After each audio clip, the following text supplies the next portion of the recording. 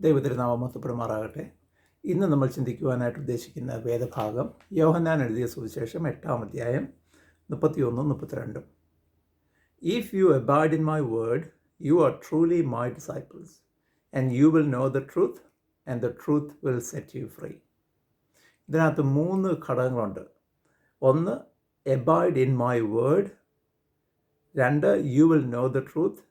3, the truth will set you free. അപ്പം ക്രിസ്തു മതത്തിൽ നമുക്കറിയാവുന്ന പോലെ 3 പ്രധാനപ്പെട്ട വിശ്വാസ പാരമ്പര്യമുണ്ട്. 1 കത്തോലിക്ക വിശ്വാസം, 2 ഓർത്തഡോക്സ് വിശ്വാസം, 3 പ്രൊട്ടസ്റ്റൻ്റ് വിഭാഗം.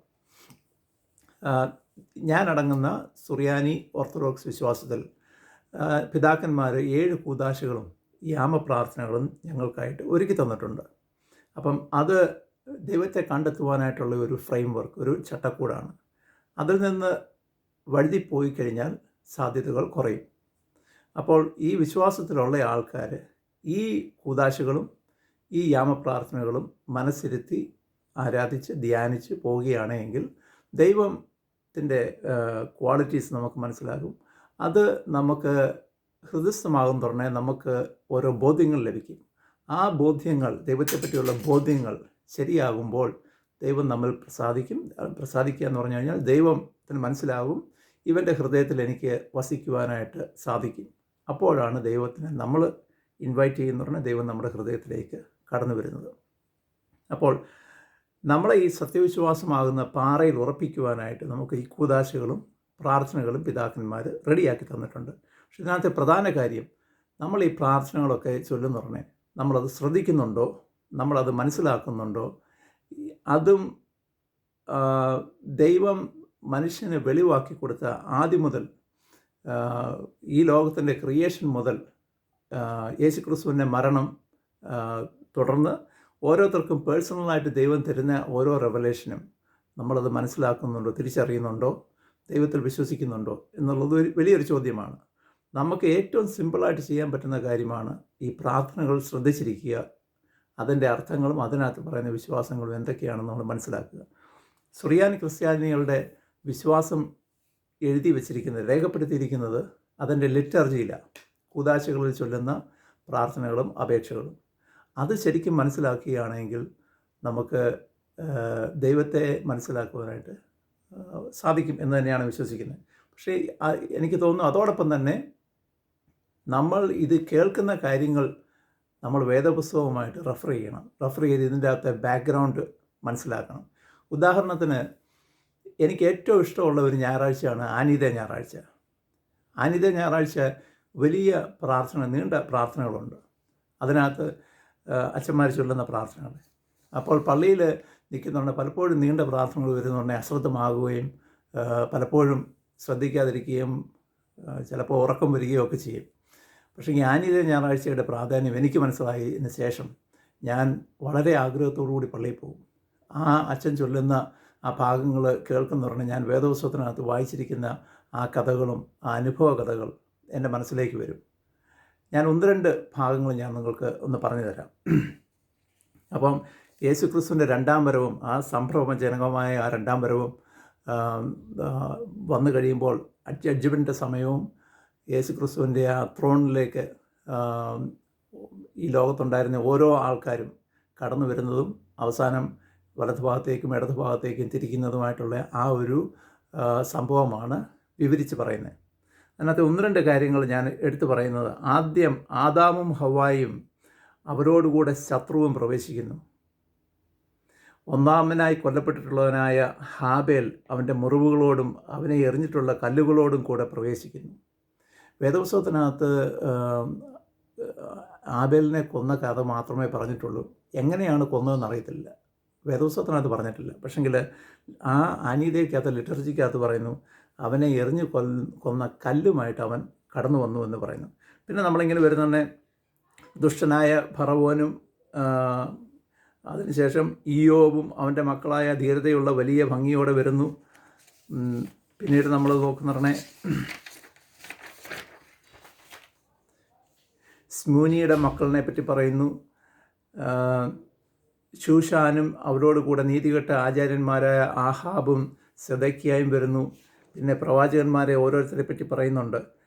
യെരമ്യ പ്രവാചകൻ, എസെക്കിയേൽ പ്രവാചകൻ എല്ലാം പറയുന്നുണ്ട്. അവസാനം യോഹന്നാൻ മാഗ്ദാനെ പറ്റി പറയുന്നു, ശ്ലീഹന്മാരെ പറ്റി പറയുന്നു.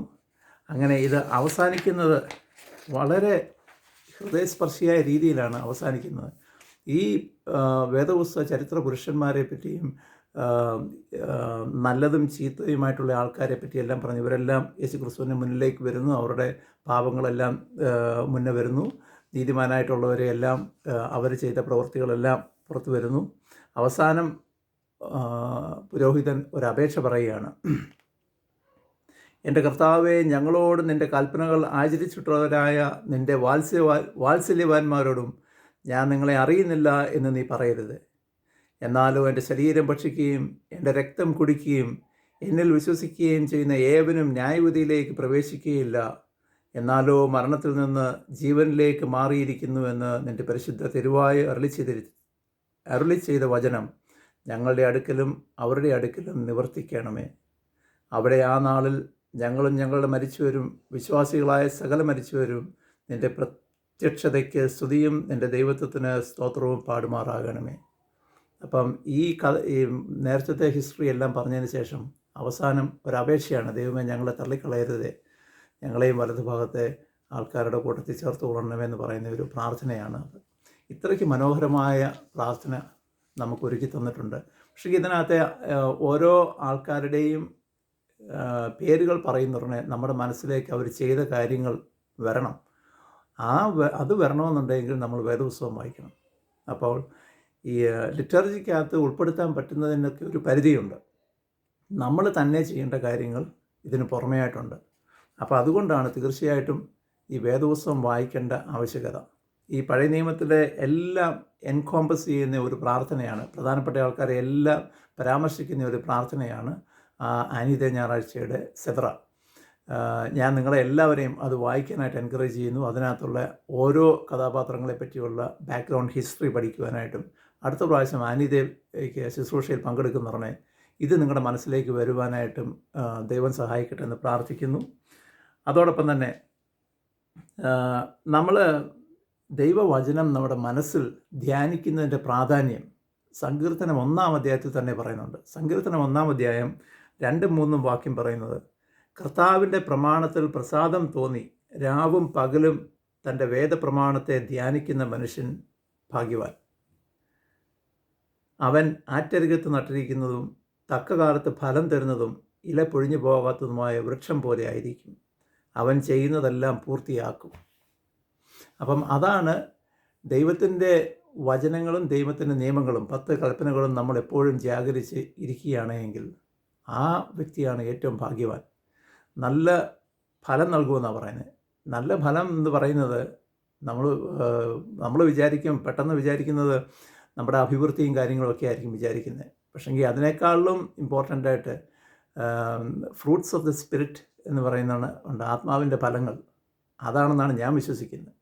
ദൈവത്തിൻ്റെ ആഗ്രഹം അറിഞ്ഞ് നമ്മൾ ദൈവത്തിൻ്റെ ആത്മാവ് പ്രവർത്തിക്കുന്ന കാര്യങ്ങൾ നമ്മളിൽ കൂടി മറ്റുള്ള ജനങ്ങൾക്ക് ഒരു അനുഗ്രഹമായിട്ട് മാറത്തക്ക രീതിയിൽ നമ്മളെക്കൊണ്ട് ദൈവം പ്രവർത്തിപ്പിക്കും.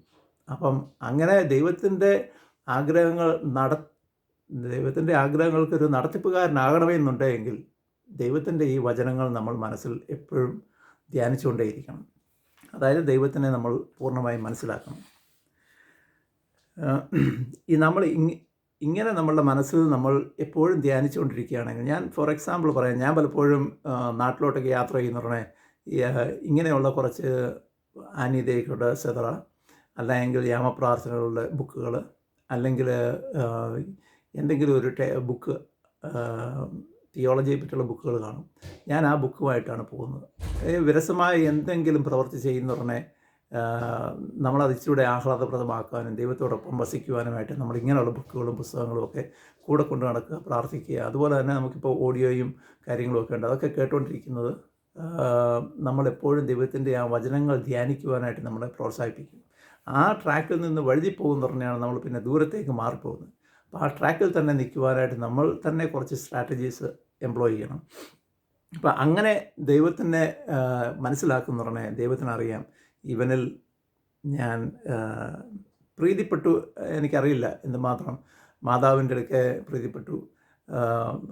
യേശു ക്രിസ്തു സ്നാനപ്പെടാൻ നേരത്ത് പറയുന്നു, ഇവനിൽ ഞാൻ പ്രീതിപ്പെട്ടിരിക്കുന്നു എന്ന് പറയുന്നു. ഒരുപക്ഷെ നമ്മൾ യോഗ്യനാണ് എന്ന് ദൈവത്തിന് മനസ്സിലാകുന്നുണ്ടെങ്കിൽ നമ്മളുടെ ഹൃദയത്തിൽ വന്ന് ദൈവം വസിക്കുന്നത്.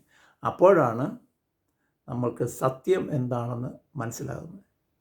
യേശുവാണ് സത്യം. I am the way, the truth and the life. യേശുവാണ് സത്യമെന്ന് നമുക്കപ്പോൾ മനസ്സിലാകും. അത് മനസ്സിലാക്കുന്നതിനെ പൂർണ്ണ സ്വാതന്ത്ര്യം നമുക്ക് ലഭിക്കും. പിന്നെ നമ്മൾ ഒരിടത്തും കെട്ടപ്പെട്ടവനല്ല. അപ്പോൾ നമ്മൾ കത്തോലിക്ക സഭക്കാരെക്കാളും മെച്ചപ്പെട്ടതാണ് എൻ്റെ സഭ, അല്ലെ പ്രൊട്ടസ്റ്റന്റിനേക്കാളും മെച്ചപ്പെട്ടതാണ് എൻ്റെ സഭ എന്നൊന്നും പറയില്ല. കാര്യം സത്യം എന്താണെന്ന് നമുക്കറിയാം. ആ സത്യം ഒരു പള്ളിയിലോ ഒരു വിശ്വാസത്തിലോ തളയ്ക്കപ്പെട്ട് കിടക്കുന്നതല്ല. ആ ദൈവവുമായിട്ടുള്ള റിലേഷൻഷിപ്പാണ് സത്യം. ദൈവമാണ് സത്യം എന്ന് മനസ്സിലാക്കുന്നതിന് നമുക്ക് പൂർണ്ണ സ്വാതന്ത്ര്യം ലഭിക്കും. അപ്പോൾ അതിലേക്ക് ദൈവം നമ്മളെ നയിക്കട്ടെ എന്ന് പ്രാർത്ഥിച്ചുകൊണ്ടും എല്ലാവർക്കും ആശംസകൾ നേർന്നുകൊണ്ടും വാക്കുകൾ നിർത്തുന്നു.